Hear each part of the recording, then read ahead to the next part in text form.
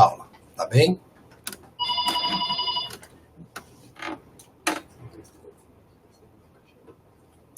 Então, beleza. Pessoal, boa noite a todos, né? Vocês já me conhecem da última aula. Meu nome é Rafael Ladislau, sou instrutor de automação industrial e já estou aí nessa caminhada há aproximadamente 12 anos, 10 anos, né? De 10 a 12 anos aí. E hoje nós vamos falar sobre fundamentos da mecânica, tá ok? Bom, antes mesmo de falar de fundamentos da mecânica, gostaria de lembrar vocês que nós temos entrega de atividades essa semana, a atividade 1 e a atividade 2 EAD. A entrega vai ser na sexta-feira, dia 26/7. E esse sábado nós temos nossa aula presencial, tá ok? Então, no dia 27/7, se prepare aí para a aula presencial de Fundamentos da Mecânica.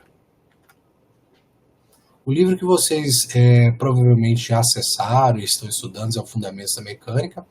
Esse livro ele é bem resumido e bem focado nas coisas que a gente precisa para essa disciplina.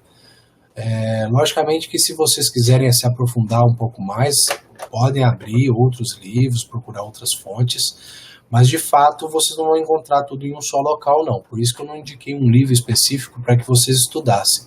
Geralmente os livros de fundamentos da mecânica que vocês vão encontrar aí no Google e outros lugares, são livros focados em engenharia.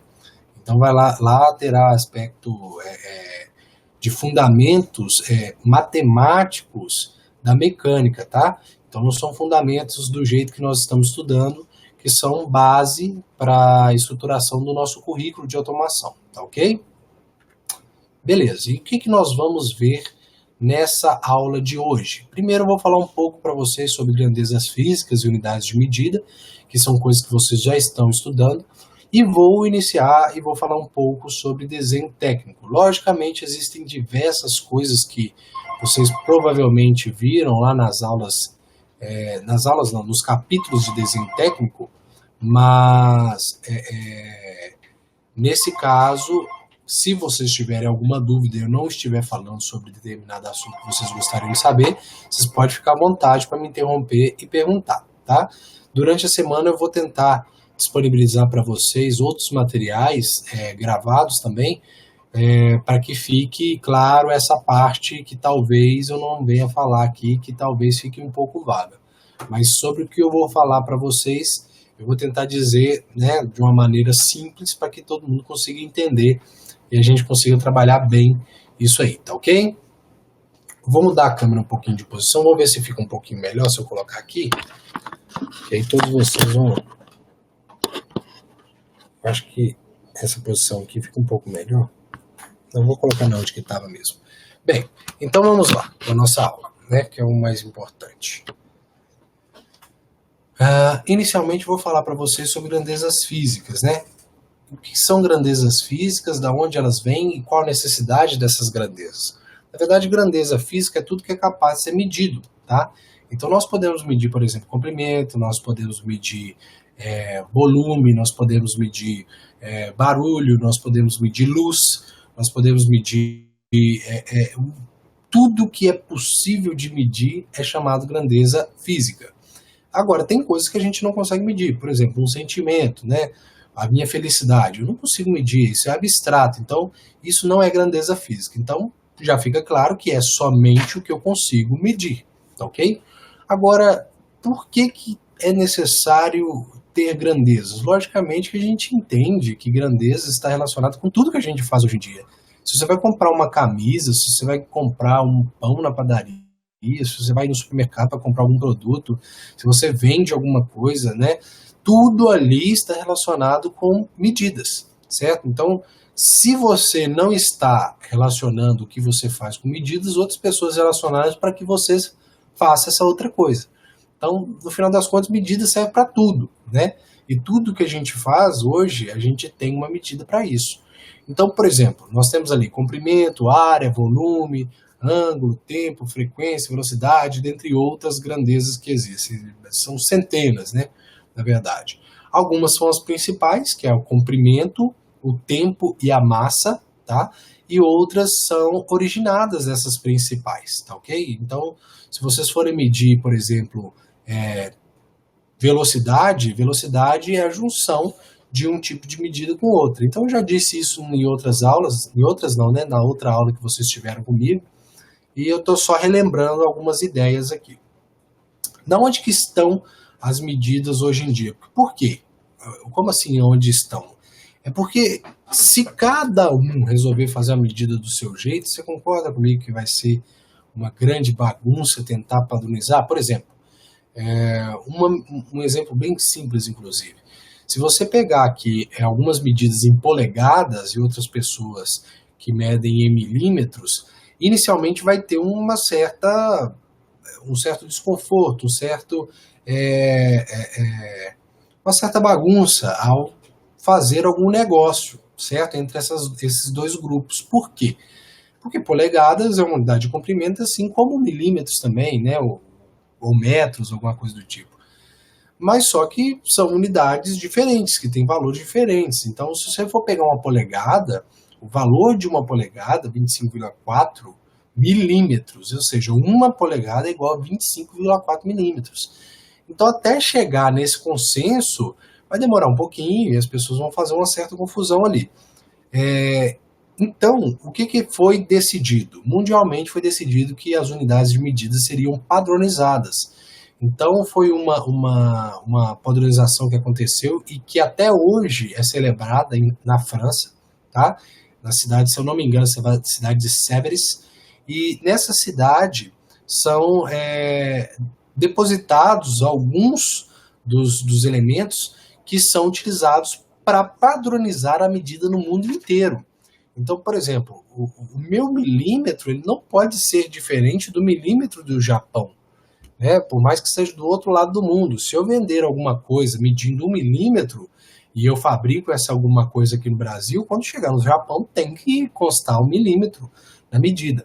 Agora, como que é feito isso? Isso é padronizado lá no Banco da França e a partir disso, no Banco Internacional de Medidas, né? Só para ficar claro, e aí depois disso é distribuído em diversas ramificações desse banco até chegar lá na sua casa, na balança da sua casa, certo? Então, isso passa por diversos órgãos internacionais e depois órgãos federais para poder chegar a uma padronização na indústria e aquele elemento ser vendido de forma padrão e aí chega na sua casa de forma padrão. Então, tudo isso é padronizado lá, certo? Então, o comprimento, a massa, o tempo, tudo isso é padronizado através de uma tabela e existem, né, provas, na verdade, provas, quando eu digo provas, eu digo testes científicos para constatar essas medidas lá nesse banco, certo? Agora, conhecendo um pouco mais sobre a medida, né, falando mesmo sobre a medida aqui, eu coloquei algumas só para ter como exemplo e principalmente a gente separar algumas coisas relacionadas a essas medidas. Por exemplo, quando eu falo grandeza, eu estou me referindo justamente ao que eu consigo medir. Eu consigo medir comprimento, eu consigo medir volume, eu consigo medir área, eu consigo medir velocidade. Isso é grandeza. Então, muita gente confunde grandeza com unidade de medida. E isso não pode ser feito, né? Porque unidade de medida é o nome que eu dou à medida da minha grandeza. Por exemplo, minha grandeza é comprimento. Qual que é o nome que eu dou àquela unidade? Quando eu vou medir comprimento, eu meço 2. 2 o quê? 2 metros, certo? Se eu vou medir velocidade, eu vou medir 80. Tá, mas 80 o quê? Quilômetros por hora. Então, esse quilômetros por hora é justamente a minha unidade de medida. E aí, essa unidade de medida tem um nome, certo? E ela tem uma simbologia, tá? Então, aqui a gente consegue colocar algumas aqui para vocês terem ideia. Então, separar o que é grandeza, o que é símbolo, né? O que é unidade de medida, certo? Então, aqui a gente tem a grandeza, que é o comprimento. Aí esse nome aqui, na verdade, não deveria nem só estar escrito o nome, né? Nós deveríamos colocar aqui unidade de medida, tá? Então, a minha unidade de medida é o metro. Ah, eu quero medir vazão, Rafael. Então, minha unidade de medida é o metro cúbico por segundo, certo? Então, A partir do metro cúbico por segundo, que é o nome que eu dou à minha unidade de medida, eu tenho um símbolo para simplificar isso, né? Ao invés de eu ficar escrevendo sempre lá metro cúbico por segundo, eu posso simplificar isso, que vai se tornar, às vezes, algumas letras, né? Como, por exemplo, aqui no símbolo, olha para você ver. Em vez de eu falar, de eu escrever, na verdade, metros cúbicos por segundo, eu pego a letra M, elevo a 3, né, e divido pela letra S, ou seja, isso aqui é o símbolo de metros cúbicos por segundo, certo? Então existe uma diferença entre a grandeza, a unidade de medida e o símbolo da unidade de medida. E aí é sempre colocado ali, foi colocado uma coluna ali só para o plural das unidades de medida, tá? Então fica aí para vocês como uma forma de buscar e uma forma de compreender como é que é feito isso aí, tá ok? Bom, eu coloquei algumas coisas importantes aqui, que é justamente a conversão de algumas coisas. Só tem uma pergunta aqui do Josivaldo. O Josivaldo perguntou ou M barra S. Josivaldo, quando você... Vamos voltar aqui no slide. Vamos fazer o seguinte. Quando você fala M barra S, é justamente metros por segundo. Provavelmente você deve estar falando do quilômetros por hora, né? Que é a unidade de medida de velocidade. Mas aí que tá. Eu tenho que falar metros por segundo ou quilômetros por hora. Na verdade, tudo é a mesma coisa. Né? A gente vai ver até nesse próximo slide que eu vou mostrar para vocês, porque o quilômetro, na verdade, o quilômetro é a unidade de medida de comprimento. Só que a gente insere a palavra quilo ali, que na verdade é um prefixo já estabelecido pelo sistema internacional. Talvez eu nem tenha colocado esses prefixos aqui para vocês, mas provavelmente no Fundamentos da Eletrotécnica você já deve ter visto, né? Vocês devem ter visto o mili, o micro, o nano, pico, quilo, mega, giga. Todos esses nomes que eu acabei de citar são prefixos. Ou seja, esses prefixos nós colocamos antes da nossa unidade de medida. Então, quando a gente está falando que nós temos, por exemplo, 250 miliampere, miliampere não é uma unidade de medida. O que é unidade de medida é um ampere. Agora, o milha é o prefixo que nós colocamos antes do ampere, justamente para mostrar a quem está lendo que aquele valor de 250 está sendo multiplicado por 10 elevado a menos 3. Tá? Então, quando a gente fala milli, na verdade, tem um significado matemático para a nossa ação de unidade de medida, tá ok? Então, a gente vai falar. Então, quilômetro, na verdade, é o quilo, metro. Então, metro é a unidade de medida, por hora. Hora a gente sabe que é a unidade de tempo, então pode ser representada por hora, pode ser representada por segundo, pode ser representada por minuto, né? E aí, logicamente, a gente tem que fazer uma compensação. 80 km por hora não é a mesma coisa que 80 km por minuto, né? Que não é a mesma coisa que 80 km por segundo. Então, nós temos que fazer um cálculo e saber quantos quilômetros você está andando a cada um desses passos, ok? Então, se vocês tiverem dúvida, pode continuar perguntando aí, ok? Beleza, então. Então, a conversão das medidas de comprimento eu achei muito importante colocar aqui para vocês, justamente para que, primeiro, vocês tenham uma tabela de consulta e que vocês, sempre que forem transformar essas unidades, já tenham uma coisa em mente parecida com isso aí. Observe que eu vou fazer primeiro a transformação de 1 metro em milímetro. Ou seja, aqui está mostrando, né? Deixa eu colocar aqui certinho para que vocês vejam. É 1 metro para milímetro, certo? Então, observe, quando eu tenho 1 metro, aqui, olha aqui, ó, e essas casas que estão aqui em cima, elas não estão aqui por acaso, não, já são padronizadas dessa maneira. Então, aqui eu tenho metro, aqui eu tenho decímetro, aqui eu tenho centímetro e aqui eu tenho milímetro. Mais para frente aqui eu tenho o decâmetro, aqui eu tenho hectômetro e aqui eu tenho quilômetro. Tá, ok? Então, se você for fazer a conversão da unidade de metro para milímetro ou para quilômetro, é interessante você utilizar essa tabela que você já fica bem situado de como que você vai fazer, tá? Então, por exemplo, você tem 1 metro nessa nossa atividade. Observe que o número 1, pessoal, ele está situado justamente na coluna aqui, ó. Eu fiz, ficou ótimo esse círculo, né? Deixa eu fazer esse círculo de novo. Então, observe que o número 1, Ele está justamente na coluna do metro, olha aqui, ó. Ele está na coluna do metro, tá? Então, é porque você sempre vai olhar o número, e aí você olha para cima, metro. Então, eu tenho 1 metro, ok. 1 metro equivale a tantos milímetros, a tantos centímetros, a tantos decímetros, como a tantos quilômetros. Isso aí tem sempre uma equivalência. Agora, nós queremos descobrir quantos milímetros eu tenho em 1 metro. Então, eu deixo um ali bonitinho, não mexo nele, né? E aí eu vou observando onde que está o milímetro, e aí eu encontro o milímetro aqui, ó. Então, estou achando milímetro, beleza.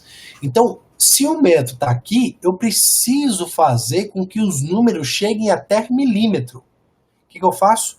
Se aqui não tinha nada antes, eu venho aqui e preencho com 0. Então, eu vou preencher aqui com 0, aqui, ó, com 0, vou preencher aqui com 0 e vou preencher aqui com 0. E aí eu vou olhar para cima, ó, cheguei no milímetro. Então quer dizer que se eu cheguei no milímetro, basta que eu olhe para frente e veja quantos milímetros eu tenho a partir de agora. Então aqui a gente consegue detectar 1000 milímetros, ou seja, 1 metro é igual a 1000 milímetros, ok? Vamos fazer um outro teste aqui, ó. 2,5 centímetros para metro, tá? Então, quantos centímetros você tem? Você tem 2 centímetros, observe que o 2 é que está aqui antes da vírgula, certo? E depois eu tenho números depois da vírgula. Quais são esses números depois da vírgula? Justamente o número 5. Então, eu tenho 2 centímetros. O resto é depois da vírgula, ou seja, é menor do que centímetro. Então, eu coloco o 2 no lugar do centímetro, e o resto aqui depois da vírgula, só tem um 5 na verdade, né? Eu coloco aqui. Certo, mas eu quero transformar 2,5 centímetros para metro. Então, peraí, eu tenho que chegar na onde? Eu tenho que chegar nessa coluna. Ah, mas debaixo dessa coluna não tem nada. Então, eu coloco 0, decímetro, coloco 0, e aí eu cheguei em centímetros. E agora, professor, como é que eu faço a leitura? Observa, eu quero a unidade em metros. Então, eu quero esta unidade aqui, ó, certo? O que eu tenho nesta unidade, na casa dessa unidade? Eu tenho o número 0. Então, quer dizer que eu tenho 0 metros. Eu tenho 0 metros. E tudo que vem depois, aqui pela direita, é justamente o que vem depois da vírgula. Então, eu tenho 0 metros, vírgula, 0,25 metros. Então, eu tenho 0,025 metros. Tá aqui a resposta. Ok? Ah, não, mas agora eu quero outro exemplo. Quero um exemplo maior. Então, eu tenho 6,55 quilômetros para hectômetro. Então, eu quero achar quantos hectômetros eu tenho com 6,55 quilômetros. Simples. Quantos quilômetros eu tenho? Eu tenho, de fato, 6 quilômetros. O resto está depois da vírgula. Então, quilômetros eu tenho 6. Então, eu olho para cá, eu vejo 6. Tem alguma coisa para cá? Não, não tem. Se tivesse aqui, por exemplo, se fosse 16, o 6 ficaria debaixo do quilômetro e o 1 ficaria depois aqui, ó, na esquerda. Tá? Aí eu olharia para essa tabela e eu encontraria 16 e olhava para cima, quilômetros. Ok? Mas eu só tenho 6. E eu quero descobrir quantos hectômetros eu tenho. Então, beleza. Se eu tenho 6 quilômetros aqui, e vírgula 55, então já preenchi a tabela. 6 quilômetros, vírgula 55. Eu não coloco a vírgula na tabela, mas é como se tivesse. Bem, agora o que importa é o hectômetro. Eu quero saber quantos hectômetros eu tenho. Então você vem aqui na coluna do hectômetro e olha para baixo. O que você encontra? 5, mas só que na frente do 5 tem um 6, ou seja, para a esquerda tem um 6. Ou seja, você tem 65, olha para cima, hectômetro. De novo, 65 hectômetros. Rafael, mas você esqueceu desses 5. É porque esses 5 já não são mais hectômetros. Hectômetros só são esses que estão da esquerda até chegar nele. Então, eu tenho 65 hectômetros, vírgula 5. Ok? Que é justamente essa resposta que eu tenho aqui na frente. Tá bem? Alguém tem alguma dúvida? Não entendeu essa tabela? Queria compreender melhor? Queria que eu voltasse em alguma coisa desse exemplo?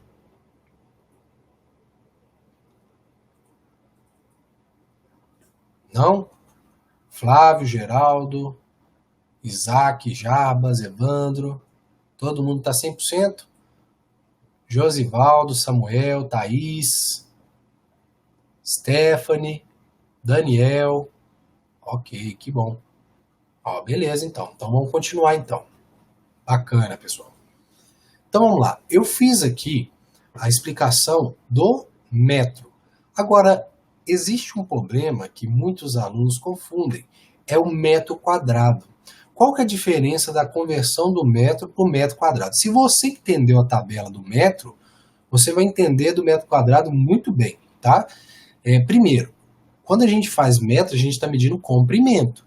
E quando a gente mede metro quadrado, a gente está medindo área. E é justamente a unidade de área que é composta por duas unidades de comprimento. Então, se você pegar aqui, ó, a distância, a largura e multiplicar essas duas, você vai ter a área. Que é, por exemplo, em cima dessa mesa que eu estou aqui, ó, você tem uma largura dela e você tem um comprimento dela. Então, você multiplica a largura pelo comprimento, você vai ter a área da mesa, tá ok? Aí, quando você multiplica as duas, fica metro quadrado, centímetro quadrado, milímetro quadrado, quilômetro quadrado, enfim, o que for ao quadrado. E quando você faz isso, observa, cada uma dessas casas, ela ganha duas divisões. Então aqui o metro quadrado agora, ele tem duas divisões diferentes do metro. Vou voltar um slide aqui, ó. Olha lá, o metro aqui tem uma divisão, o decímetro tem uma, o centímetro tem uma, o milímetro tem uma. No metro quadrado não. Olha lá, esse tem duas, certo? Duas divisões embaixo de cada uma das unidades de medida, tá? Na verdade, nem digo as unidades de medida, porque a unidade de medida, no fim das contas, é o metro quadrado. Mas eu estou falando pelas suas extensões, né? Do decímetro, quilômetro, etc., milímetro. E aí a gente vai colocar a mesma ideia no papel. Olha para você ver. Por exemplo, eu tenho 1 metro quadrado. Então, se eu tenho 1 metro quadrado, eu vou procurar o metro quadrado e vou achar. E está aqui, ó, metro quadrado. Quantos metros quadrados, ou seja, eu tenho que olhar para baixo e quantos que eu tenho que ver? Eu tenho que ver 1. Ah, mas eu vou colocar 1 aqui, Rafael. Tá certo? Não. Porque se você colocar 1 aqui e não colocar nada aqui, eu vou pressupor que você tem 10. Então, o 1 tem que ficar aqui nessa direita, no primeiro quadradinho aqui do metro quadrado, que eu só tenho 1 metro quadrado. Então, se eu tenho 1 metro quadrado, ele quer saber quantos milímetros quadrados eu tenho. Então, eu tenho que chegar na onde? Nessa casa aqui, e eu tenho que descobrir quantos milímetros, ou seja, na casa da esquerda.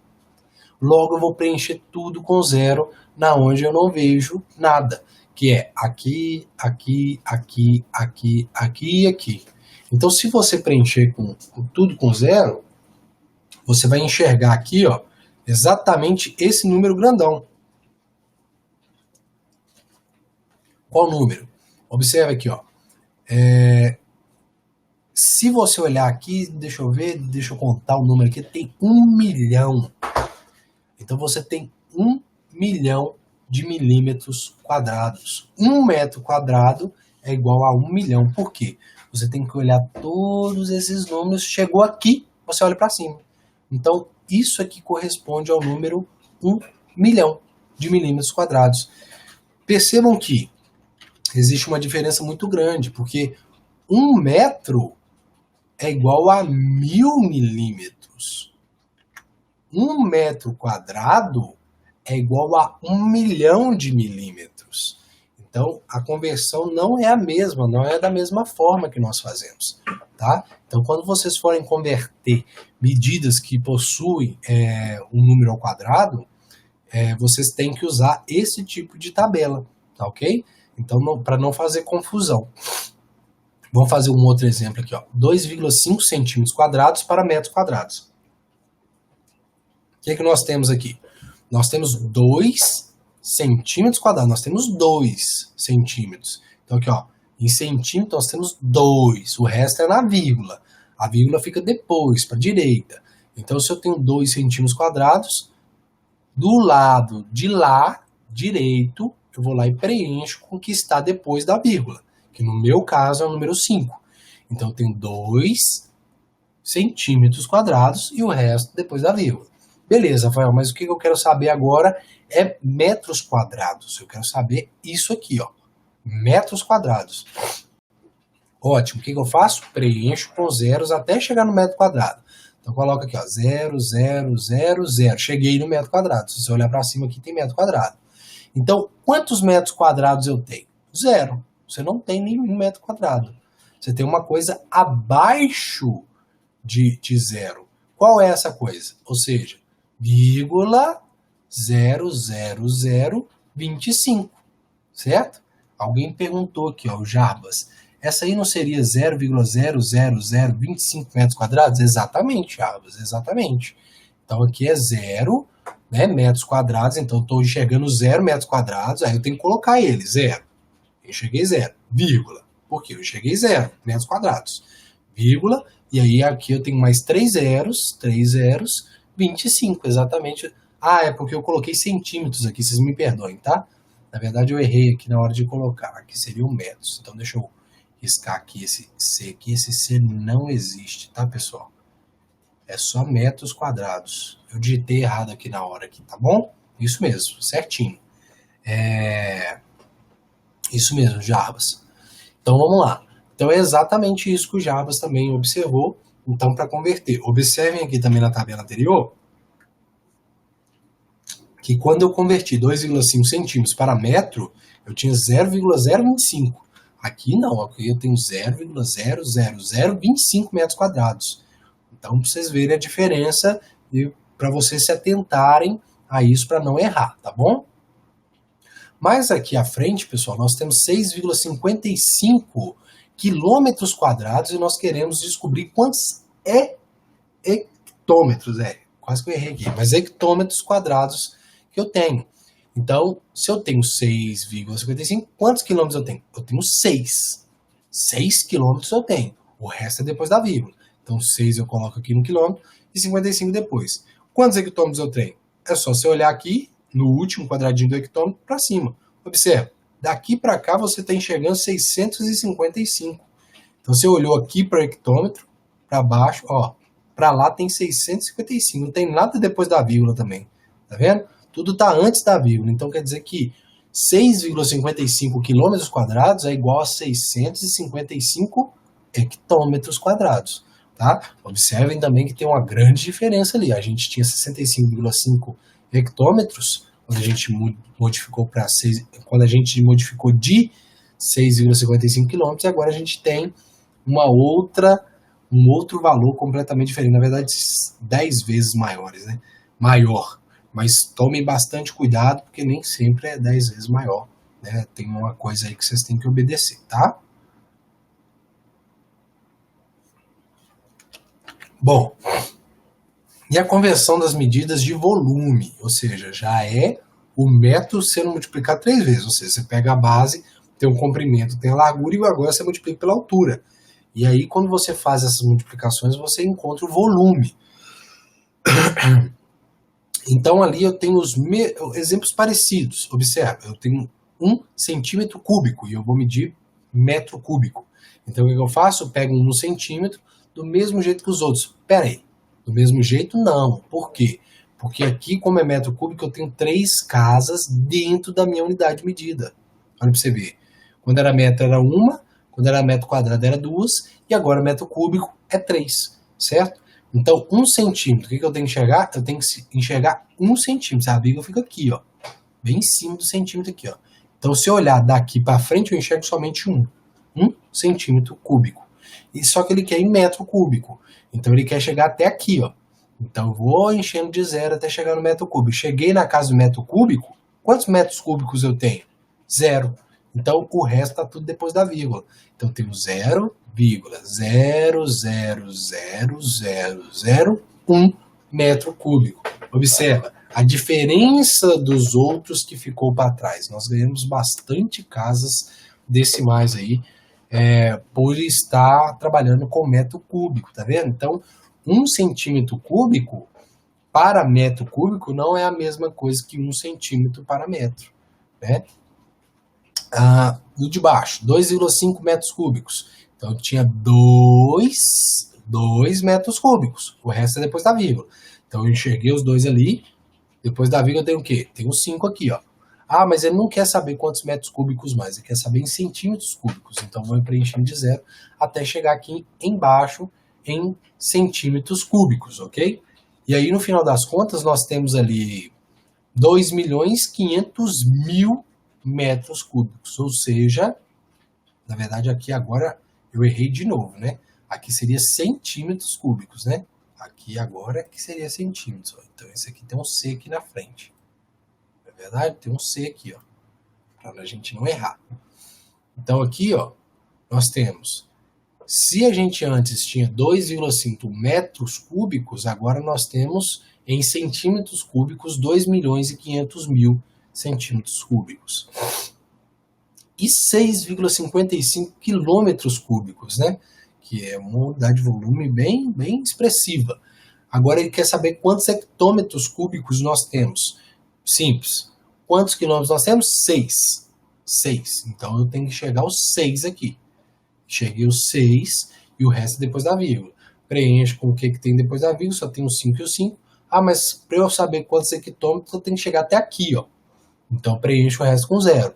Então se eu olhar daqui de hectômetros para lá, eu vejo 6.550 hectômetros cúbicos. E aí está faltando o Hzinho aqui também, né? Então aqui falta um H.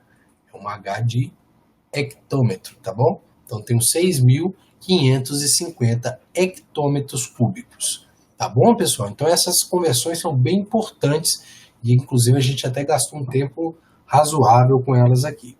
Alguém tem alguma dúvida? Gostaria de colocar alguma coisa importante que não entendeu?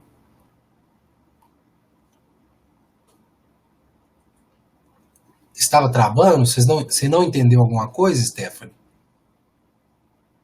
É Stephanie mesmo o seu nome, né? Tudo ok, Evandro? Tá tranquilo, Samuel? Stephanie, está tudo bem?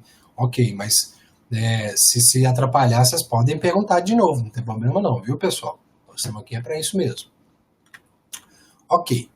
E aí, agora eu trago para vocês uma coisa que é muito importante também. Deixa eu ver aqui só uma pergunta do Antônio, antes de eu começar a falar sobre essa outra parte, que é, Rafael, tem como você mandar para a gente essas tabelas em branco para nós? Tem sim.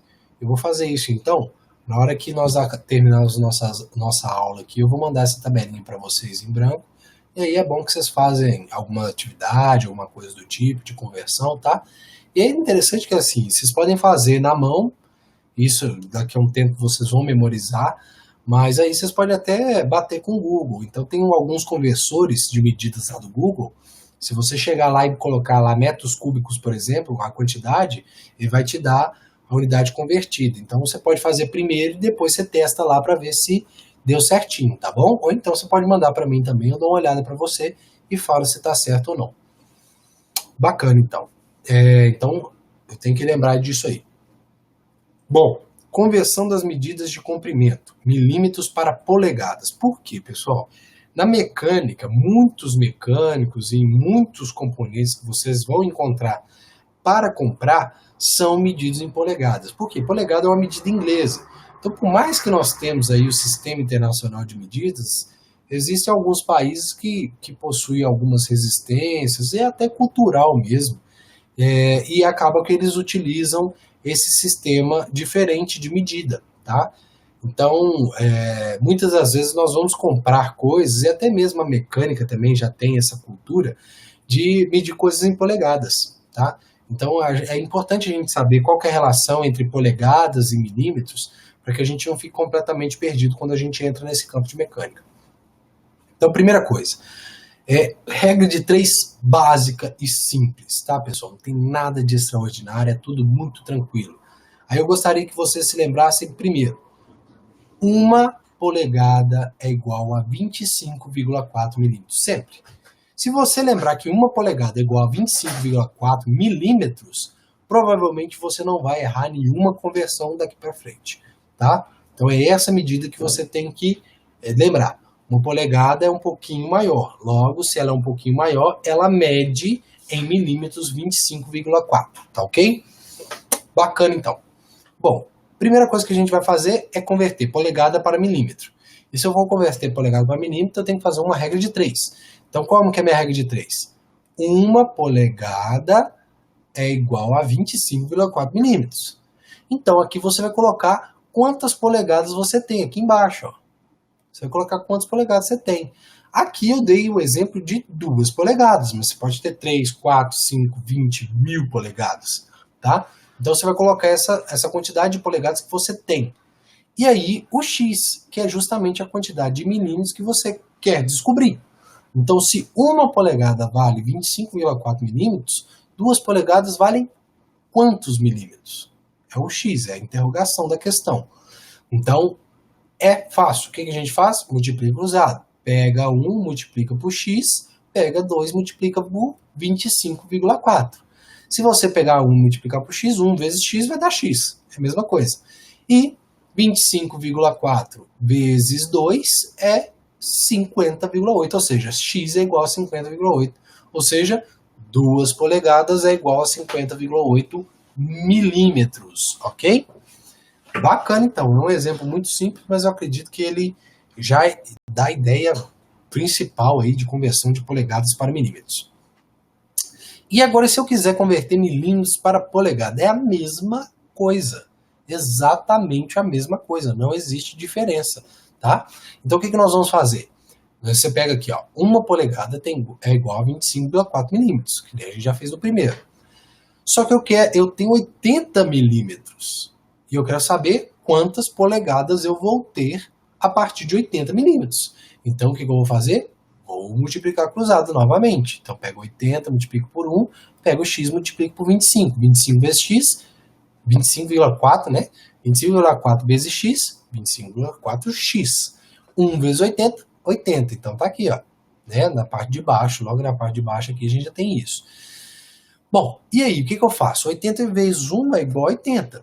E o x você não vai conseguir multiplicar aqui para ter um resultado. Então, logicamente, o que está multiplicando desse lado, você vai ter que passar para o outro lado dividindo. Então, você pega lá o 25,4 e passa para o outro lado dividindo 80. Então, é 80 dividido por 25,4. Se você tem essa conta, x é igual a 3,149 polegadas. Eu não sei se esse é o número aproximado, eu não estou sem calculadora aqui agora. Mas talvez tenha até algumas outras casas decimais, talvez eu não tenha colocado. Mas dá um número desse aí, tá? 3,149 polegadas. Então, se você tem 80 milímetros, você tem 3,149 polegadas, tá ok? Bacana, mas só que existe um probleminha que é o seguinte.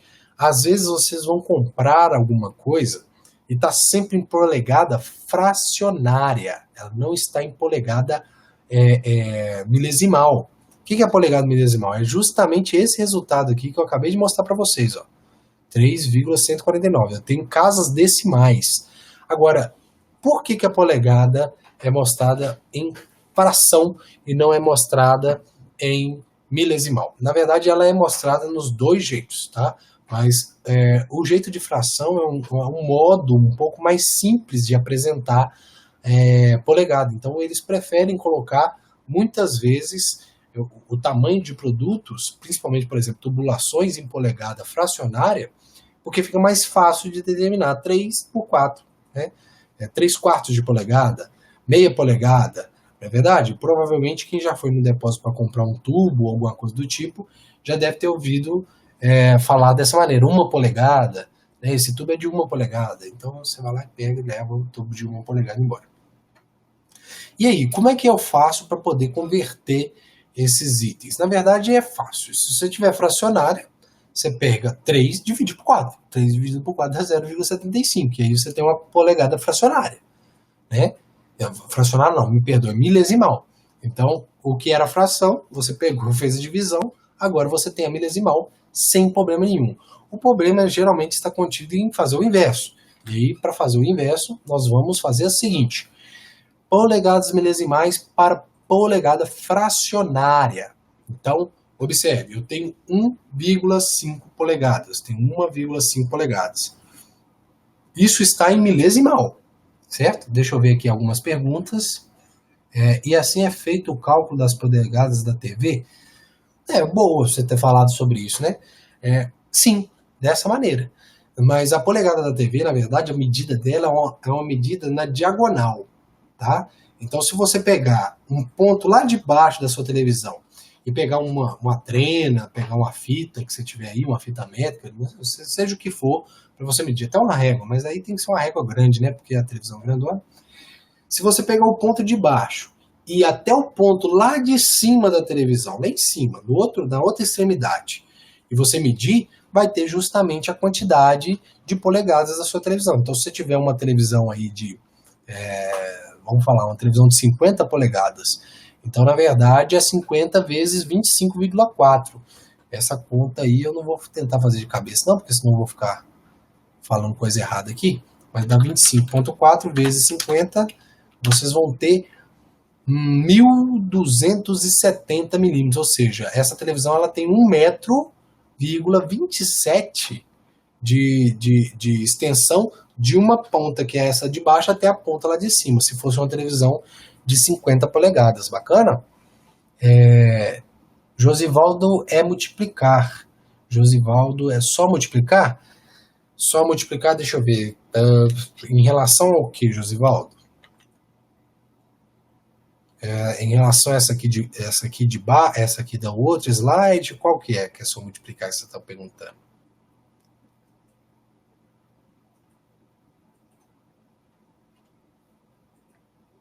Pode abrir o áudio também, viu, pessoal? Não precisa ficar com vergonha, não. Pode falar aí.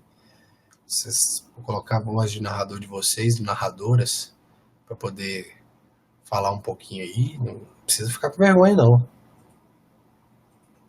O Josivaldo desistiu. Desistiu, Josivaldo? Eu não entendi sua pergunta, só multiplicar. Vamos fazer o seguinte, vamos continuar. Falou ali. Então vamos lá. Exemplo. 3/8 polegadas. Deixa eu ver, o que é isso aqui? Não, seria basicamente isso. Se você pegar 3 e multiplicar por 25,4, depois dividir por 8, vai dar o número em milímetros também. Ou então você pode pegar o 3 e dividir por 8 de uma vez, você vai ter uma fração, e você multiplica por 25,4. Mas se você fizer essa regrinha de 3 que nós já estamos fazendo aí, você vai conseguir bacaninha, do mesmo jeito. Mas é isso aí mesmo que você escreveu, tá ok? É isso mesmo, certinho. Então vamos lá, vamos transformar a polegada milesimal para polegada fracionária. Então olha lá, polegada milesimal tem 1,5 polegadas.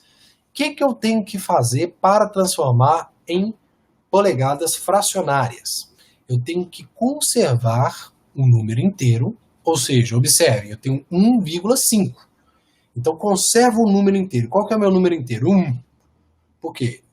Sem ser o 1, o resto é fração, é 0,5, certo? Então, pega o 1, deixa o 1 quietinho no lugar dele, segura o 1, e agora você pega a fração, que é 0,5. E aí você vai pegar essa fração e você vai multiplicar por 128 dividido por 128. Mas por que fazer isso? 128 dividido por 128 é igual a 1, tá ok? Então, matematicamente, você não está transformando nada, você está multiplicando pelo número 1. A única coisa que eu vou fazer é tentar encontrar uma fração que corresponda ao 0,5, certo? Então, se eu pegar 128 dividido por 128 multiplicar por 0,5, você vai ter 64 dividido por 128. E aí o que você vai fazer? Você vai simplificar. O que é simplificar, Rafael? Você vai dividir esses números, mas lembrando que para simplificar você tem que dividir pelo mesmo número de cima e o de baixo. Então, por exemplo, qual é o número que eu posso, o menor número possível, a gente tem que lembrar disso também, né? Qual que é o menor número possível que, se eu dividir esse número de cima e o de baixo, eu vou conseguir um resultado, né? Então, se eu pegar aqui, ó, eu consigo dividir isso aqui por 2, sem fracionar. Eu não estou querendo pegar um número, por exemplo, vou pegar aqui e vou dividir por 3. Se eu pegar 64 dividido por 3, vai dar uma fração aqui em cima. Eu não quero uma fração numa fração. Eu quero que seja um número inteiro. Então, 64 eu consigo dividir por 2, certo? E o 128 também eu consigo dividir por 2. Então, vai dar 32 por 64. Você consegue dividir os dois ainda por 2. E aí você vai dividindo. O que você encontra? Você encontra meia polegada. Certo? Então a meia polegada você vai dividindo até chegar neste resultado aqui, ó, 1/2 polegadas. E aí, pessoal, morreu desse jeito? Não. O que você tem que fazer? Você lembra do 1 que você tinha conservado lá na sua mão quietinho? Esse 1 vai permanecer 1, e aí você conseguiu transformar isso aqui em fracionada, logo você tem isso aqui, ó. 1,5 polegadas, tá ok? Para vocês que talvez não se lembrem ou não tenham visto, essas aspas aí que a gente coloca simbolizam polegadas, tá ok? Então não precisa nem escrever pol ou polegadas. Se você vê essas aspas duplas aí, então vocês já podem saber que isso simboliza e mostra que é polegadas, tá ok? Então assim que você vai transformar. Esse 1 aqui a gente tinha separado lá no começo, o 0,5 você multiplica, chega nesse valor e depois você junta os dois. E aí você tem 1,5 polegadas. Só que isso é representado no modo fracionário, tá ok? Bacana. Bom, e polegada fracionada para milímetro? Muito simples, é só a gente fazer a mesma ideia que a gente estava fazendo anteriormente. Então, por exemplo, eu tenho 1 polegada e isso vale 25,4 milímetros. Então, quanto que vale 3,4 polegadas? X multiplica cruzado, nós temos x vezes 1 é x, é igual a 25,4 vezes 3 dividido por 4. Multiplica 25,4 por 3 e divide por 4, certo? O que nós vamos ter? X é igual a 19,05 milímetros. Então, essa é uma forma bem simples da gente transformar milímetros para polegada, tá ok? Alguma dúvida, pessoal, nessa explicação de conversão? Alguém ficou aí com alguma pulga atrás da orelha, não entendeu certinho como é que funciona esse processo de conversão? Tudo tranquilo, Josivaldo? Todo mundo está bem tímido, né? Só o Josivaldo está participando aí. Quem mais? O Antônio. E aí o Wendel. Tá acordado aí, Wendel? Tá tudo certinho? 100%? Gabriel. Marlon. Tá todo mundo ok? O Flávio. Isaac. Bacana, hein? Beleza. Se vocês tiverem qualquer dúvida, vocês podem perguntar aqui sem problema nenhum, tá ok? Vamos continuar então. Bem, no próximo slide aqui, ó, eles estão falando justamente dos nossos prefixos, né? Eu tinha falado lá no começo que talvez eu não teria colocado, mas eu coloquei a tabela de prefixos aqui para vocês.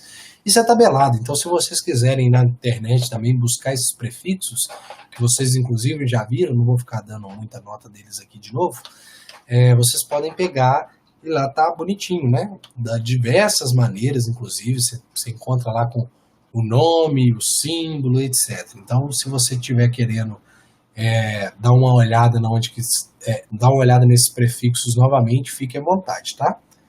Deixa eu ver aqui o Gabriel aqui. O Gabriel. Só não onde saiu, entendi, onde saiu o 0,64. O 64. Deixa eu voltar aqui. Então, vamos olhar na onde que está o 64 aqui. Na onde que está o 64? Eu não sei. Você consegue falar para mim, Gabriel? Ah, sim, encontrei aqui. Ó, esse 64 aqui, não é? É porque é o seguinte, Gabriel. Você tinha, ó, vou escrever aqui, ó, 0,5. Vou escrever, vai ficar feio porque não é com a mão, com o mouse fica bem difícil. Então você tem 0,5 vezes, então aqui, ó, estou multiplicando 0,5 por 128 dividido por 128. Olha aqui, ó. Então, fiz isso aqui, ó. Ok? Então, quando você tem uma multiplicação desse jeito, Gabriel, o que você faz? Você multiplica o de cima pelo de cima e o de baixo pelo de baixo. Qual que é o de baixo aqui? O de baixo aqui é 1, certo? Então, quando eu multiplico 0,5 por 128, dá 64. Certo? Então, o meio na verdade, é a mesma coisa que o meio. Então, eu pegando esse meio aqui, multiplicando por 128, eu vou ter 64. E 1 multiplicando por 128, eu vou ter 128. Então, olha aí. Aí, no final das contas, eu tenho 64 dividido por 128. Isso é a multiplicação do meio com 128 por 128, certo? Consegui tirar sua dúvida aí? Ok. Então, beleza. Isso mesmo, Gabriel. Se tiver dúvida, pode perguntar, não tem problema não. Bom, vamos lá então. Aí então eu coloquei aí alguns dos principais, na verdade são muitos. Uma vez eu fui fazer uma pesquisa aí, para poder fazer uma apresentação simples aí para o pessoal, eu encontrei até o Luma, que era 10 elevado a 64, então era um número muito grande, e nós aqui na elétrica, na mecânica, não vamos chegar a utilizar ele não. Isso aí talvez é utilizado para simbolizar grandes distâncias, por exemplo, entre planetas, coisas desse tipo, tá? No nosso caso, não vai ser necessário utilizar um prefixo tão grande quanto esse, não, tá? Então aqui nós temos até o hexa, que é 10 elevado a 18, e nós temos aqui até o ato, que é 10 elevado a menos 18, ok? Então, como você já tem conhecimento, eu não vou ficar explanando muito sobre esse assunto, não. Beleza? E aí nós entramos nos desenhos técnicos. O que são desenhos técnicos, pessoal? Bom, se eu estou lá assistindo televisão e eu vou lá e mudo de canal e coloco lá no Mickey, aquilo é um desenho técnico? Não. Por quê? Porque ele não representa fisicamente um objeto real, tá? Quando nós fazemos o desenho técnico, isso não precisa de uma pessoa que tem uma grande capacidade de desenho, nem nada do tipo, não. O desenho técnico é uma coisa bem simples, e ela vem representar justamente as medidas reais de algum objeto que você deseja realizar, compor, né, ou usinar, alguma coisa do tipo, né, você deseja construir, ou então um objeto que já existe, você quer representar aquele objeto. Então, ele não vem artisticamente representar nada, na verdade são linhas bem certas, dentro das medidas corretas do desenho, tanto é que depois nós colocamos até os elementos chamados cotas, que vão representar justamente as medidas das linhas que nós vamos fazer, tá? Então eu coloquei aqui para vocês um exemplo de um desenho técnico, né? Essa aqui é uma vista de uma peça. Ah, mas que peça é essa? É uma peça qualquer que eu coloquei com alguns detalhes, tá? Então observe que essa peça aqui ela tem uma espécie de uma rampa na frente, ela tem um plano aqui, nesse plano tem um furo, tá? E depois ela tem mais um degrau aqui, depois ela cabe. E lá embaixo ela tem uma espécie de guia. Então, na transversal dela aí, essa guia ela acaba passando por toda a peça. Então, com a vista isométrica, né, que nós chamamos essa vista meio que quebradinha, meio que na quina da peça, né, que ela geralmente é desenhada com uma referência de 120 graus, depois a gente fala melhor sobre isso, mas esse tipo de vista, ele te dá uma visão muito interessante da peça como um todo. Mas ela não te dá detalhes. Muitas vezes, alguns objetos que são desenhados em vista isométrica, eles não vão ser capazes de demonstrar detalhes daquele objeto, tá? Então, para isso, nós temos que ter o que nós chamamos de vistas ortogonais. As vistas ortogonais são vistas planas, de 2D, ou seja, eu não consigo enxergar profundidade na peça, eu só consigo enxergar o comprimento e largura, basicamente. Aí, então, como é que eu consigo enxergar a profundidade? Com uma outra vista. Então, nós fazemos, às vezes, uma peça só, ela tem 3 ou mais vistas para mostrar detalhes da parte de cima, da parte de baixo, da parte do lado, da parte da frente, da parte de trás. Então, nós desenhamos essa peça diversas vezes justamente para mostrar todos os detalhes da peça, tá ok? Então, observem aqui, ó. Nós temos aqui, ó, vou fazer uma ideia aqui com vocês. Observe que essa peça foi escolhida, né, e existe uma vista que foi escolhida como a vista principal, ou nós podemos até falar vista frontal, que foi essa vista aqui, ó. Então, observe, ela é meio que a lateral da peça. Como que nós escolhemos a vista frontal ou a vista principal? Geralmente é a vista que vai me mostrar mais detalhes da peça, é a vista que eu posso aproveitar o máximo os detalhes da peça. Ela vai me mostrar tudo? Não. Talvez não mostre, né, um terço, mas é uma vista que eu vou escolher, é uma escolha onde essa vista vai ser a vista que vai conseguir me mostrar mais detalhes dessa peça. Então, a vista escolhida aqui foi essa vista aqui, ó. Então, se eu conseguisse colorir, Vou até passar um contorno aqui leve.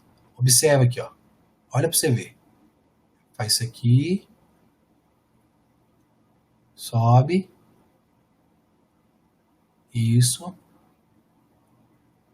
Então, se eu pudesse colorir, você veria justamente esse contorno aqui, ó. Olha para você ver. Então, não foi esse o contorno desenhado aqui, ó, que é o contorno daquela peça que está na isométrica ali?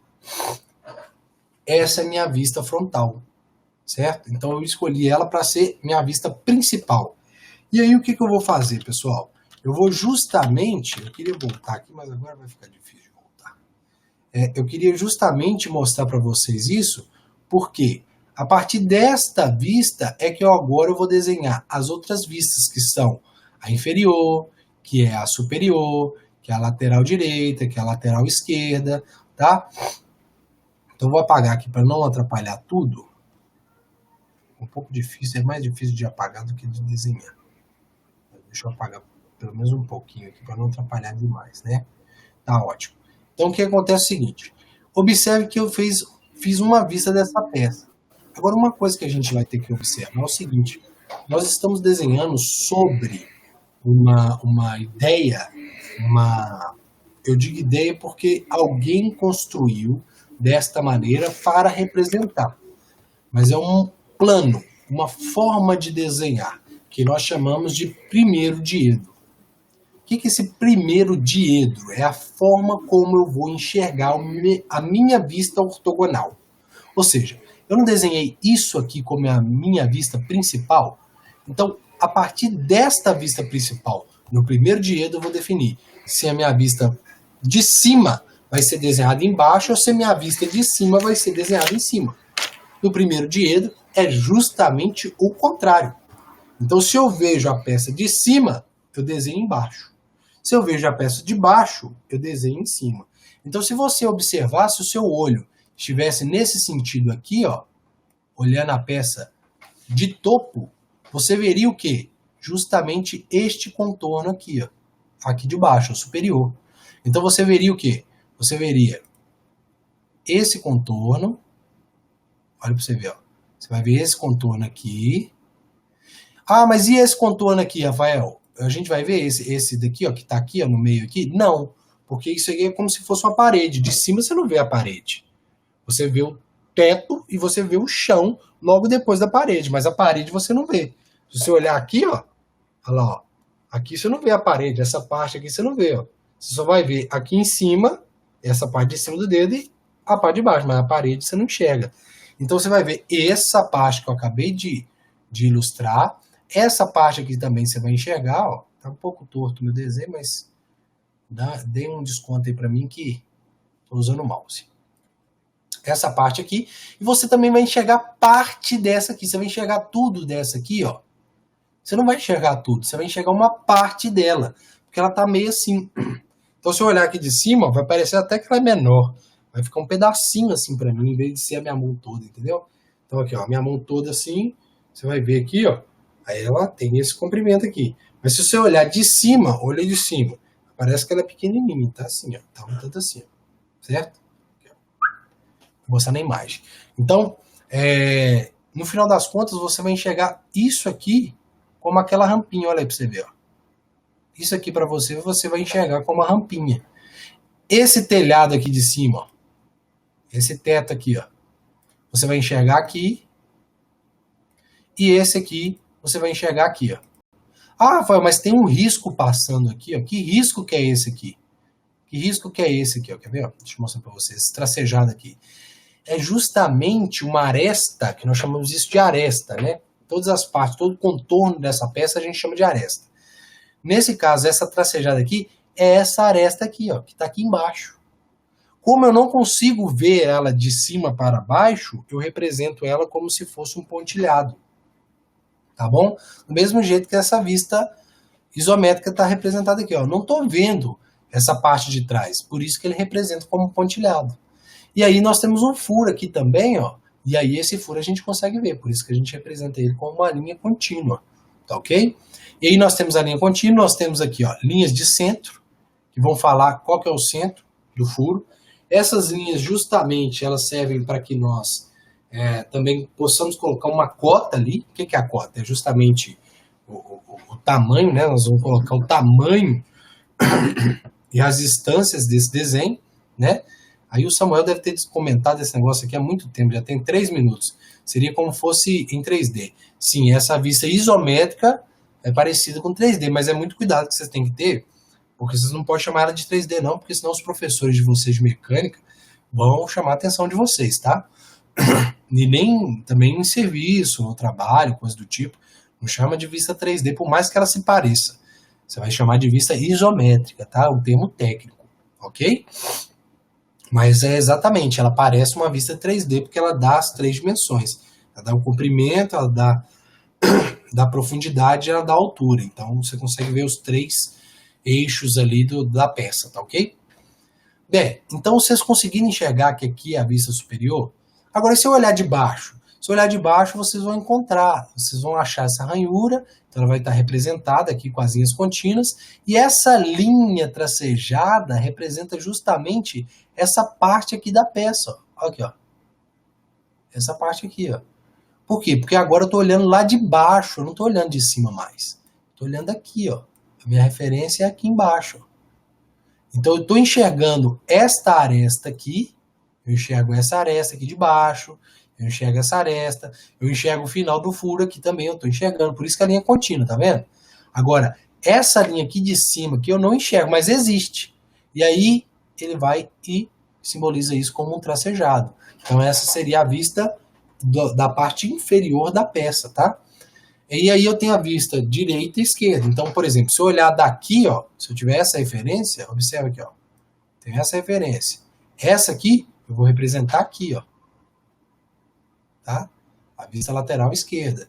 E se eu estiver olhando a peça nesse sentido aqui, ó, eu vou observar, eu vou desenhar ele como isso aqui, ó, vista lateral direita.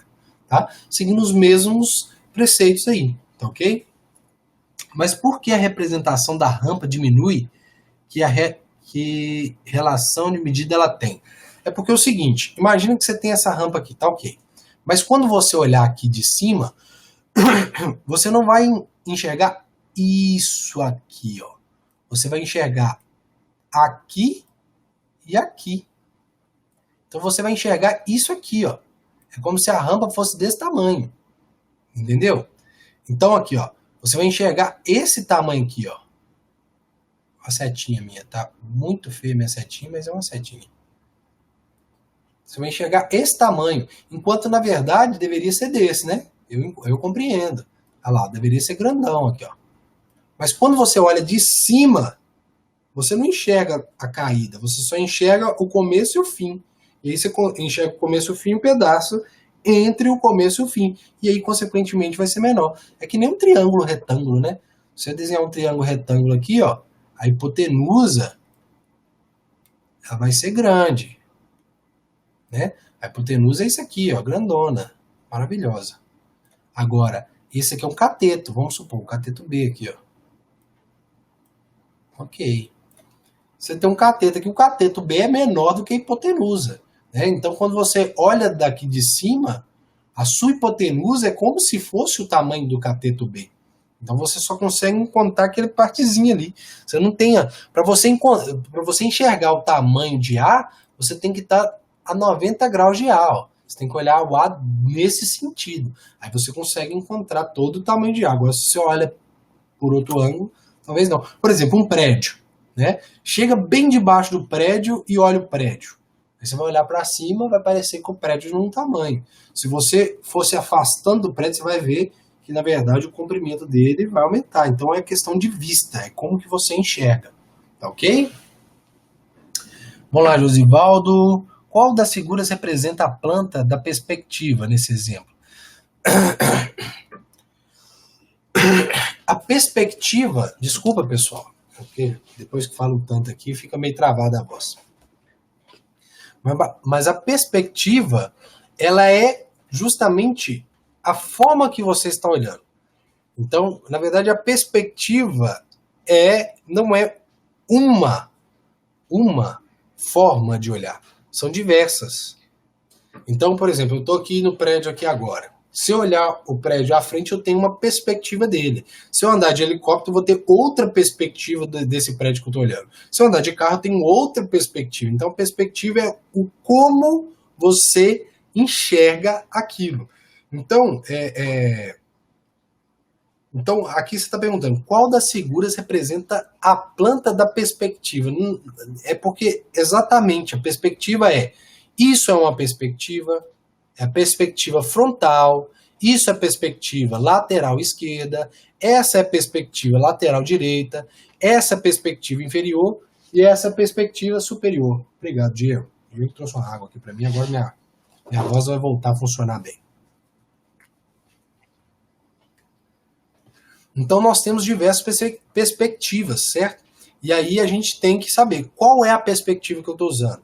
A perspectiva de planta é a vista de topo, então eu vou olhar de cima para baixo. Isso é a perspectiva planta, entendeu? Agora você pode ter a perspectiva isométrica, né, que o pessoal fala muito. O que é a perspectiva isométrica? É justamente isso aqui, ó. É a vista isométrica. Então, perspectiva é como se fosse a vista sua vista. Como que você está vendo aquilo ali, entendeu? Então, vamos lá. O Anderson falou, entendi, né? Já o Anderson de novo, aqui embaixo. Na lateral esquerda, a rampa seria esse retângulo maior do meio? Retângulo maior do meio. Retângulo, deixa eu ver qual que é esse retângulo maior. Ah, sim, eu acho que eu sei o que você está falando aqui, ó. Você está falando desse aqui, ó. Então, por exemplo, esse aqui, não é? Exatamente. Deixa eu só apagar isso aqui. Só um minutinho. Eu apaguei, para não ficar muito bagunçado aqui, ó. Mas se você olhar aqui, se eu estou usando o primeiro diedro, eu vou desenhar a minha vista de cima na parte de baixo. Então, olha para você ver. Na hora que eu olhei para cá, ó, eu enxerguei a rampa. E a rampa é justamente essa parte aqui, ó. Vou até colorir ela. Ele está representando a rampa aqui, ó. Certo? Então, essa aqui é minha rampa, ó. Tá ok, pessoal? Então, como eu olhei de cima para baixo, eu enxerguei minha rampa nesse retângulo aqui. Ok? Aí, ok, obrigado. E o Anderson perguntou, na vista lateral esquerda. Na vista lateral esquerda. Ah, bacana. Então, na vista lateral esquerda, é exatamente esse retângulo aqui, ó. Na vista lateral esquerda, a minha rampa é representada aqui dentro, ó. É essa parte aqui mesmo, exatamente. Certinho, você não errou, não. Bacana demais. Então, quer dizer que você entendeu 100%. Joia demais. Então, deixa eu apagar aqui para vocês conseguirem enxergar o que o Anderson está falando também. Né? Depois que eu faço essa bagunça aqui, ninguém consegue enxergar nada. Só um minutinho. Pronto. Tá aí, ó. Então, é exatamente o que o Anderson falou. É esse retângulo aqui que está representando a minha rampa. Né? Eu olho para cá e enxergo essa parte aqui, ó. Essa altura aqui, daqui até aqui. Ok? De cima, beleza? Beleza, agora sim. Então, beleza, Anderson. Então, conseguimos explicar. Então, pessoal, essas são as vistas ortogonais no nosso primeiro diedro. Geralmente, os desenhos são realizados em primeiro diedro, pelo menos aqui no Brasil. Tá? Agora, pode ser que em alguma ocasião especial, alguém peça para vocês desenhar isso no terceiro diedro. Né? O que seria o terceiro diedro? É o contrário do primeiro diedro. No primeiro diedro, a gente olha de cima para baixo e desenha embaixo. Nesse terceiro diedro, você olha de cima para baixo e desenha em cima. Ou seja, a sua vista superior está na vista desenhada acima do seu desenho principal, da sua perspectiva principal. A sua vista lateral direita está desenhada à direita do seu desenho. A sua vista lateral esquerda está desenhada à esquerda. Então, a sua vista inferior está desenhada justamente na parte inferior ao desenho principal, né? Na vista principal. Então, no final das contas, o desenho é o mesmo. Aqui, se você voltar, ó, fora os rabiscos, né, gigantescos aqui, essa borracha poderia ser um pouquinho maior, que aí eu apagaria com mais facilidade. Mas, fora aqui, ó, deixa eu tirar esse rabisco aqui para você enxergar, observe. Olha essa vista superior aqui, ó. Ela é exatamente igual, sem os rabiscos, tirar o rabisco, ela é exatamente igual a essa vista superior aqui, ó. Olha lá. Olha lá para você ver. A vista superior aqui é a mesma daqui.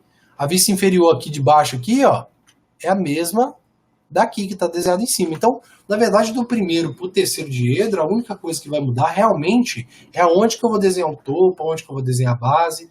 E aí é só você inverter, tá ok? Onde que eu vou desenhar a lateral direita? No terceiro diedro fica justamente à direita. A vista lateral esquerda fica justamente na esquerda. Então é uma forma de organizar as suas vistas ortogonais de uma forma diferente. Basicamente é isso. Não existe, isso aqui é o melhor motivo para a gente fazer. Não, é um padrão. E aí todo o projeto que você fizer tem que vir representado lá na legenda do projeto, se aquilo está no primeiro ou se está no terceiro diedro, ok? E nós temos as linhas de desenho, para vocês conhecerem um pouco mais, né? Eu não vou ficar falando muito sobre elas não, depois vocês podem dar uma olhada na tabela também, mas elas são, por exemplo, linha contínua e larga. Aí são utilizadas para quê? Contorno visível, aresta visível. Então, quando você for desenhar alguma coisa e você está visualizando aquela aresta, naquela perspectiva, ó, estou visualizando aqui esse contorno. Então, você vai fazer com a linha contínua e é uma linha um pouco mais grossa, tá? Se for uma linha mais fininha, ela é para ser utilizada em linhas de interseção imaginárias, linhas de cota, linha auxiliar, linha de chamada, achuras, contornos de seção rebatidos de própria vista, linhas de centros curtas. Então, linhas até mesmo do lado de dentro do desenho, ou seja, às vezes até mesmo essas linhas aqui podem ser mais fracas um pouco, mas de fato são para cotas, tá? Então, por exemplo, você vai colocar uma cota aqui, ó, a dimensão daqui até aqui. Então essa linha que está saindo mais grossa aqui, na verdade, deveria ser mais fina, e aí você colocaria aqui, por exemplo, 20 centímetros. Então, aqui 20. 20 centímetros não, 20 milímetros. Geralmente é colocado em milímetros, não é colocado em centímetros não, tá? Então 20 milímetros, ou então 200 milímetros, para dar 20 centímetros, né? 200 milímetros aqui. Essa linha, ela deveria ser uma linha, né? Essa linha aqui, ó, ela deveria ser uma linha um pouco mais fina, tá? Se você for fazer alguma coisa desse tipo aqui, ó, isso aqui é mais desenho à mão, essa letra C aqui, tá, pessoal? Mas quando é desenho no computador, a gente utiliza essa linha de baixo aqui, tá? Que é uma linha contínua, estreita em zigue-zague. Geralmente ela é feita para usar em cortes, em delimitações de desenho, coisa do tipo. Ou seja, às vezes a peça não acaba ali, aquilo não é detalhe físico da peça, mas você quer mostrar algum detalhe interno, você quer mostrar a vista em corte, alguma coisa do tipo, e aí você vai lá e representa dessa maneira aqui, ó, tá?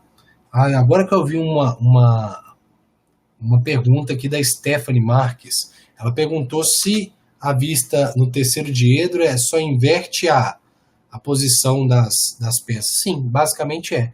Então, no final das contas, você só pega a superior que estava embaixo, coloca em cima, a inferior que estava em cima, coloca embaixo, a direita você coloca na esquerda, a esquerda você coloca na direita. Basicamente é isso, tá? Mas é melhor você entender que no terceiro diedro, ele vê, por exemplo, eu estou aqui com a minha mão aqui, ó, na verdade, vou pegar aqui um objeto, uma caixinha de fósforo, tá? Então aqui, ó, você está com uma caixinha de fósforo, e aí você vai desenhar essa caixinha de fósforo. Observe que aqui está coloridinho, e aqui ela é fininha. Então, nessa parte colorida aqui, ó, se eu for pegar isso aqui como a minha vista principal, e ela está aqui, bonitinha. Se eu for desenhar a parte de cima do terceiro diedro, lá eu vou desenhar assim, ó. Se fosse no primeiro diedro, lá eu ia desenhar assim, ó. Só isso, basicamente é isso. Então, o que eu vejo no terceiro diedro em cima, eu represento em cima. O que eu vejo no primeiro diedro em cima, eu represento embaixo. Ok? Basicamente é isso.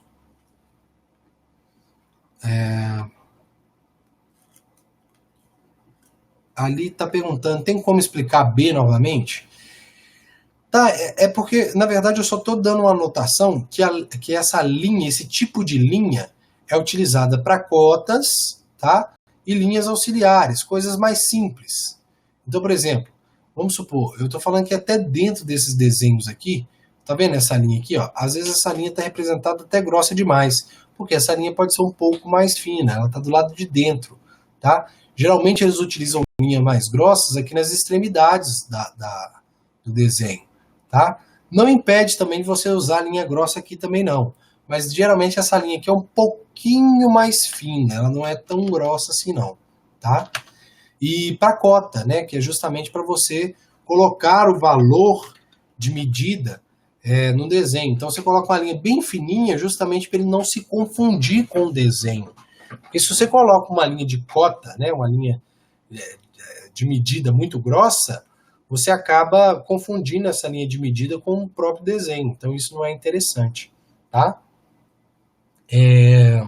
O Geraldo está perguntando aqui, ó. Na lateral direita e na lateral esquerda não deveria ter uma linha tracejada me indicando o ângulo da rampa? Na lateral direita e esquerda? Não. Nesses casos aqui, não, tá? A vista ortogonal, ela representa somente as duas dimensões que eu falei, né? É altura e largura, ela não representa profundidade. E aqui a gente não consegue ver ângulo. Então, se você observar aqui, ó, não tem como a gente ver o ângulo, tá? Então, se a gente fosse desenhar, fazer uma cota do ângulo, seria justamente aqui, ó. Aqui, ó. Nessa vista principal, tá? Então, nas outras ali, a gente não vai precisar nem de linha tracejada. Assim, talvez você tenha perguntado o seguinte, porque assim, olha para você ver, no terceiro diedro, eu estou vendo esta e esta ponta. Nesse caso, eu vou representar aqui, ó, com linha contínua, ó. Essa e essa, porque isso aqui é essa vista aqui, ó. Certo? Agora, daqui para cá, como é que eu estou enxergando? Eu enxergo aqui e enxergo aqui, que é o representado aqui, ó. Tá enxergando aqui e aqui eu também enxergo, ó. Então ele vai e representa aqui também. Só que a rampa lá eu não enxergo. Então por isso que ele coloca linha tracejada aqui, ó. Talvez seja isso que você esteja perguntando, né, Geraldo? Então talvez é isso aqui, ó. Então como eu não estou enxergando nessa vista aqui, aí essa parte aqui fica tracejada. Só que essa aqui, ó, coincide com essa aqui. Por isso que não aparece nada tracejado aqui embaixo. Aqui embaixo não aparece tracejado justamente porque eu já representei isso aqui. E a linha tracejada ficaria atrás dela. Então não tem como eu representar. E já aqui eu consigo, ó, não tinha nada que era liso, e aí eu tenho uma linha tracejada que representa essa parte aqui, ó. E aí a linha tracejada é essa aqui. Tá ok? Vamos ver o que perguntou ali em cima mais. Deixa eu ver. Peraí que eu tô descendo aqui, que ele foi lá pra cima de uma vez, pessoal.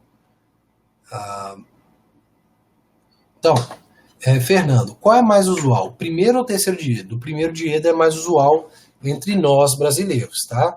Então, na maioria das vezes, você vai utilizar o primeiro diedro. Na BNT, é recomendado utilizar qual diedro?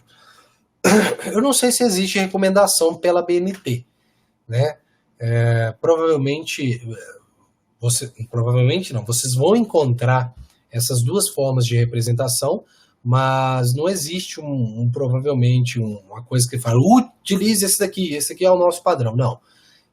Fica meio que em cargo de quem está desenhando, mas, que nem eu disse, sempre quando você for utilizar essa forma de visualização, você primeiro tem que representar na sua legenda, e outra coisa, depois que você representou na sua legenda, está claro ali qual foi o diedro que você utilizou. Então, mas geralmente é utilizado o primeiro diedro, tá ok? E aí perguntou para projetos, o Marlon, ok? Então, acredito que eu falei, né? E o Gabriel, no caso um é o inverso do outro em relação ao primeiro e terceiro diedro. Exatamente, um é basicamente o inverso do outro, tá? Então, só não confundir coisas do tipo, porque olha para você ver, a vista frontal aqui, ó, ela é a mesma, não mudou não. Tá? Então não só inverte o desenho achando que está resolvido, não. Como eu falei, existe uma perspectiva de onde você está olhando, você vai desenhar. Então isso é que tem que ficar. Não é lá, não, inverti o desenho e coloquei a folha do outro lado, está resolvido. Não é bem assim não. Então, muito cuidado com isso, tá ok? Então, ali, Geraldo, isso, beleza, Geraldo, Marlon, ok, Gabriel, ok, Marlon, ok, mais uma vez, beleza? Bacana! Então, eu falei aí eu falei que essas linhas mais finas são justamente para cotas e coisas mais simples no desenho, né? Não é que são mais simples, mas que não são de fato o desenho, tá? As linhas meio que na mão, né? Meio que quebradinho, ou então o zigue-zague são para representar cortes ou coisa do tipo. E a linha tracejada larga ou a linha estreita, né? Só que é tracejada, são contornos não visíveis, ou seja, a parte que eu não consigo visualizar, que está do outro lado da peça, está numa parte lá oculta da peça. Arestas não visíveis, né? Ou seja, arestas são as partes de fora, onde que realmente são mais grossos, né? Contornos não visíveis e arestas não visíveis. Então repetiu algumas vezes aí, né? Apesar que repetiu exatamente a mesma coisa. Então, quando for um tracejado mais leve, geralmente é para uma aresta não visível. Geralmente utilizam mais leve mesmo, não utilizam muito pesado não, tá, pessoal? E aí nós temos uma linha traço, ponto, traço, ponto, traço, ponto. Geralmente essas linhas são para representar centro. Então, se eu voltar aqui no desenho, vocês vão ver, ó. Então, observem aqui, ó, que no centro de um círculo eu tenho traço, ponto, traço, ponto. Talvez não esteja tão claro que é um traço, ponto, mas deveria ser, tá? Porque elas são linhas de centro. Já essas linhas traço, ponto, só que elas ficam fazendo voltas, são cortes, tá? Então, se eu, por exemplo, for fazer um corte na peça mesmo, vai representar alguma coisa que está lá dentro da peça, eu utilizo esse tipo de linha, traço, ponto, traço, ponto.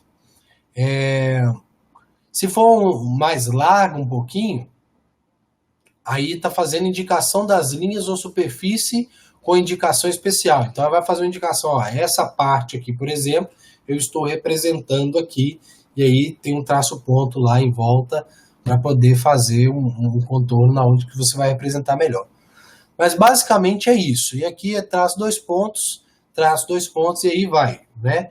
Contornos de peças adjacentes, posição limite de peças móveis, linhas de centro de gravidade, cantos antes da conformação, detalhes situados antes do plano de corte.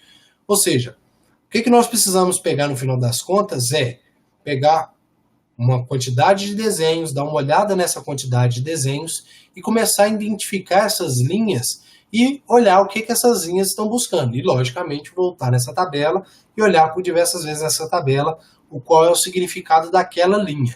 Os contornos e o desenho da peça, de fato, geralmente são desenhados com linhas contínuas e um pouco mais grossas, e essas outras linhas servem para poder elucidar o restante dos significados que nós vamos ter para entendimento de um desenho técnico, tá ok? Falar um pouquinho só de tolerância para vocês, né? A gente já ultrapassou bastante o tempo de aula que geralmente eu faço aqui, que é de uma hora, 1h10. Mas eu achei importante, pelo menos, começar a citar sobre tolerâncias dimensionais. O que são tolerâncias dimensionais, pessoal? Existe uma diferença muito grande entre o ideal e o real, tá? Vamos supor, eu pego essa caixinha de fósforo aqui, e aí eu pego uma régua e vou medir a dimensão dessa caixinha de fósforo. E aí eu pego essa régua e na hora que eu vou medir, eu encontro na régua aproximadamente aqui 8 centímetros, 80 milímetros, de uma distância para outra aqui, numa determinada distância, 8 milímetros aqui. Bom, existe 80 milímetros exatamente nessa caixinha? Tem como eu ter exatamente 80 milímetros? Nenhum número depois da vírgula, nada? É claro que não é possível. Não é possível que essa caixinha tenha 80 milímetros, 0 quilômetros, sem nem um pouquinho a mais e nem um pouquinho a menos. É impossível. Então, essa medida que eu for fazer aqui, eu vou precisar de um equipamento que tenha uma capacidade, né, um pouco melhor de medida para conseguir enxergar as casas decimais, tá? E aí o que acontece? Se eu tiver esse equipamento, vou medir, por exemplo, com um paquímetro, medir aqui, eu descobri que ela tem 80,1 milímetro, né? Exatamente, Marlon, um paquímetro. Então eu vou descobrir que ela tem 80,1 milímetro, ou seja, ela não tem 80, ela tem 0,1 milímetro a mais. Ou eu poderia medir e achar 79,7, ela tem 0,3 milímetros a menos. Cara, ela pode ter sido planejada para ter 80, mas no processo de produção, né, e isso não é um processo errôneo, né, para essa caixinha aqui principalmente, não precisa de uma medida mega exata, não precisa de nada que seja milimétrico. No processo de produção, fabrica-se essa caixinha e ela tem uma tolerância, ou seja, ela pode ter alguns milímetros, 0,2, 0,3, até 1 milímetro a mais, 2 milímetros a mais, ou 1 milímetro a menos, 2 milímetros. Para essa caixinha aqui, ela pode ter. Porque não é importante que eu tenha exatamente 80 e mate os 80 ali, se tiver um pouquinho a mais, vai acabar com o meu processo de produção, ou com o meu produto, ou coisa do tipo. Não tem importância. Então eu falo, ó, no desenho, eu vou colocar uma medida que eu quero, que é o quê? 80. Só que eu vou tolerar, eu vou aceitar 80 com 1 milímetro a mais, 80 com 1 milímetro a menos. Ah, professor, mas teve 80,5. É menos do que 81? É, então eu aceito. Ah, professor, mas eu medi aqui, deu 79,2. Bom, se eu aceito 1 milímetro para menos, então eu aceito 79. 79,2 está dentro de 1 milímetro, então bacana. Então eu posso ter uma caixinha que pode variar de 79 a 80, que eu vou a 80 não, a 81, que eu vou aceitar ela normalmente. Então as tolerâncias são isso. Para essa caixinha está tudo bem. Agora existem peças, por exemplo, veículos automotores, peças de máquinas muito precisas, para outros processos que também vão precisar de muita precisão, que essas tolerâncias são muito pequenas. Então eu tenho uma tolerância bem pequenininha, eu não posso exceder aquele valor demais não, porque senão vai dar erro. Né? Um eixo lá que eu acoplo no motor, se eu deixar ele grosso demais, não vai rodar. Se eu deixar ele fino, ele vai ficar batendo lá dentro do dispositivo e vai quebrar. Então tem que ter alguma coisa muito pequena. Por isso que as tolerâncias são muito, mas muito pequenas, muitas das vezes. Tá ok? Então isso é tolerância. O que ele está colocando aqui? Ó? A medida desse eixo aqui, ó, é de 20 milímetros de diâmetro. Só que quando eu for usinar esse eixo, eu tenho que deixar ele com 0,18 para mais até 0,28 para mais. Ou seja, ele não é 20. Eu tenho que usinar, no mínimo, com 20,18. Se eu fizer ele com 20,17, não serve. Se eu fizer ele com 20 certinho, não serve. Tem que ter, no mínimo, 20,18. E no máximo, 20,28. Ah, mas eu fiz com 20,3. Não serve. Tem que ser 20,28. Que é o máximo que eu vou aceitar. Por quê? Para ele encaixar em algum local, para eu colocar ele funcionar 100%, ele tem que ter essa tolerância aí. Tá ok? E aí o Anderson perguntou, e tem a ver com a temperatura também? Tem, e tem a ver com a temperatura, né? Não sei se é uma pergunta ou se é uma afirmação, acredito que seja uma afirmação. Tem a ver com a temperatura. Todos os objetos eles se dilatam quando eles têm alta temperatura e eles vão se contrair em baixas temperaturas. E é até interessante que alguns processos de fabricação, eles colocam algumas peças a uma temperatura muito abaixo de zero, sei lá, 30 graus abaixo de zero, justamente para essa peça contrair e encaixar em algum determinado conjunto. E aí eles esquentam esse conjunto e essa peça lá dentro ela vai dilatar. Ou seja, ela está se encaixando por pressão, certo? Ela mesma vai fazer a pressão e ela não vai sair dali. Então, logicamente, que a temperatura tem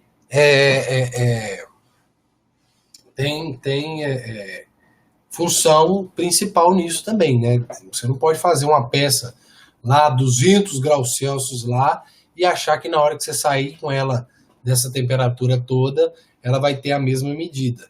Então, são processos que exigem muito conhecimento de usinagem, muito conhecimento de mecânica, para poder deixar o produto de acordo com a dimensão do pedido, tá ok? Então, o que a gente está falando aqui? Do campo de tolerância, ou seja, essa peça ali de cima, ela tem um campo de tolerância de aproximadamente 0,10, né? Só que ela tem de 18 a 28. E a medida efetiva, ou seja, o que eu quero de fato, seria entre 20,18 a 20,28. Tá ok?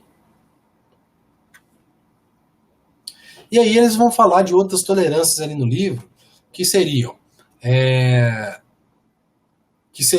tolerâncias de medidas internas, e aí vai começar a entrar, por exemplo, nesses símbolos, né? O H7, F7, etc, etc, etc. O que significam essas letras? Na verdade, essas letras, elas já são um valor tabelado, tá?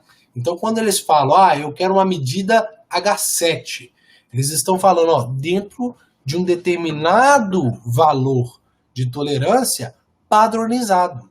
Então, essas letras e esses números são padrões de tolerância. Tá? Então, se a gente pegar uma tabela, tiver lá H7, se eu olhar lá o que é o H7, para qual tipo de...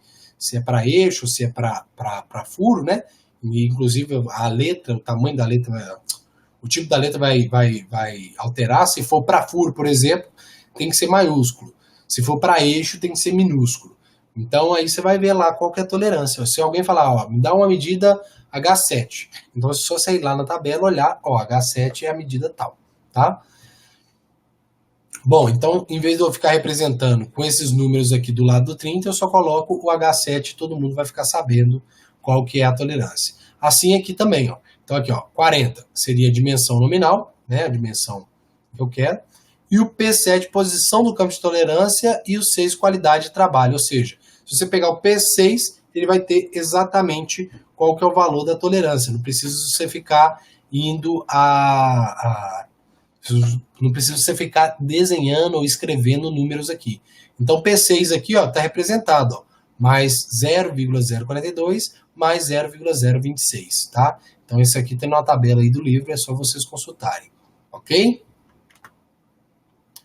Alguém ficou com alguma dúvida, alguma coisa que ficou para trás, que eu não falei, ficou difícil de entender? Hoje foi bem grande a aula, né? Geralmente eu não estendo muito, mas eu achei que fosse interessante mostrar isso para vocês hoje, porque realmente esses capítulos, principalmente o capítulo de desenho, é um capítulo bem extenso, tá ok? Ótimo. Ok, Geraldo. Fernando, tranquilo, ok. Todo mundo tranquilo, todo mundo ok? Essa tabela parece difícil. Não é muito difícil não, Wendel. Caso você tiver ela, você pode voltar e me falar lá no fórum, ou então em mensagem, que eu te ajudo também a entender ela melhor, tá? Ela está no livro já, né?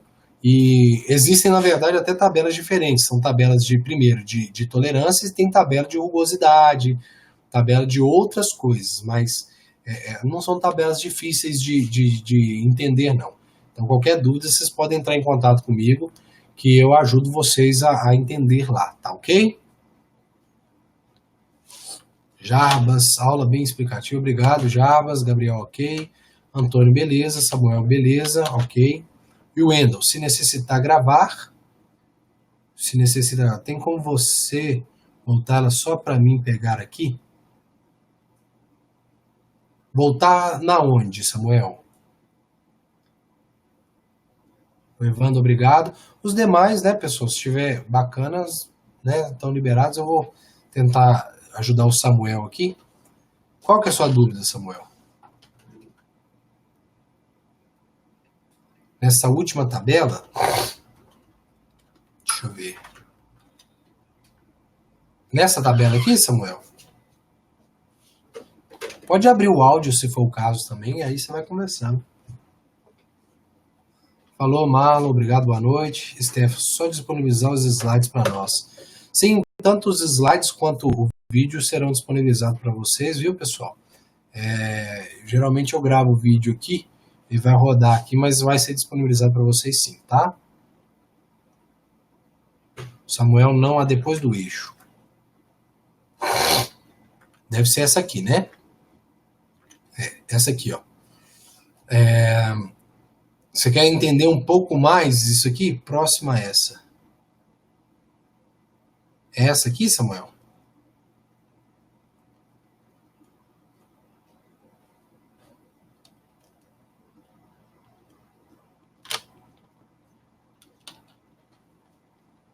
Samuel? Você tá aí?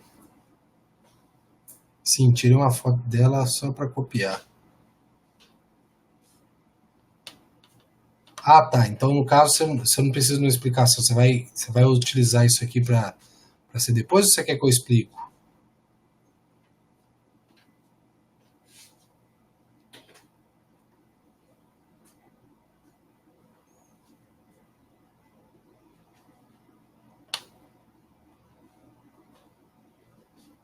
Tá tranquilo? Então, bacana então. Mas de qualquer maneira, eu vou tentar gravar alguns vídeos, vou disponibilizar para vocês no YouTube. Depois eu passo o link para vocês acessarem.